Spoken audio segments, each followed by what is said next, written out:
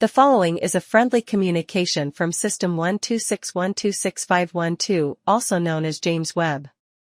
The progress on both Phase 2 Red Project and Blue Project has been less than anticipated. Stimulus will be adapted or altered based on each individual participant. In most cases, this change in stimulus will go unnoticed to the participant, but some may experience certain adverse reactions.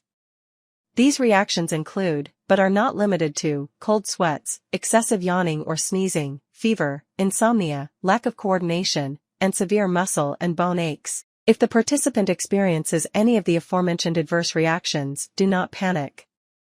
All symptoms should pass within 2 weeks of the onset of said symptoms. If symptoms do not fully subside by the end of week 2, the participant will be euthanized. There is no need for any Phase 2 Red Project or Blue Project participant to report any adverse reactions to stimulus change to this system, as all participants are monitored and recorded constantly in real time. The preceding has been a friendly communication from System 126126512, also known as James Webb. Thank you, and have a nice day.